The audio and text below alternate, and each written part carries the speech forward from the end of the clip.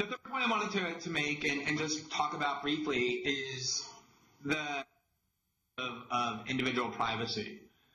There's often this sense that I think Western governments have to inculcate people to accept that privacy doesn't really have much value, that it's essentially a luxury, that if you've done nothing wrong, you have nothing to hide, all the sorts of cliches that have been manufactured and then disseminated to get populations accustomed to an invasion of their privacy. And I think that although there's a perception that it's successful, I think in reality it can't work and hasn't worked because human beings instinctively understand why privacy actually is vital.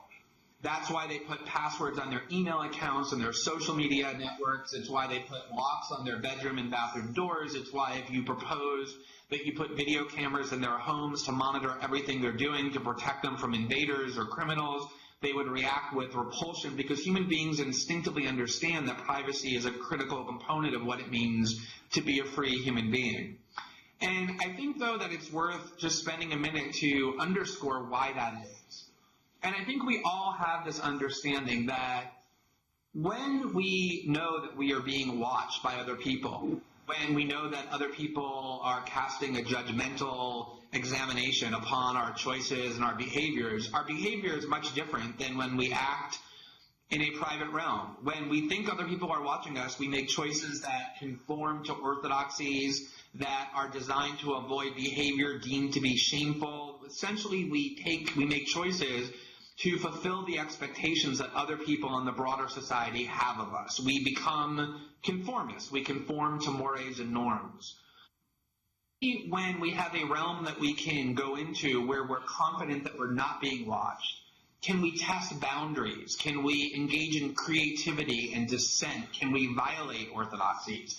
That is essentially the realm in which human freedom exclusively resides, when we can decide for ourselves what kind of choices we want to make. In a society in which the private realm is abolished, in which human beings know that they're susceptible to being watched at any time, and I think that's the key, not necessarily that every one of their emails is being read, but that their emails and telephone calls can be monitored by unseen agencies. Just the knowledge that your behavior is subjected to the possibility of surveillance is a society that breeds conformity. It's a society in which individuals will have the range of choices that are available to them severely constricted.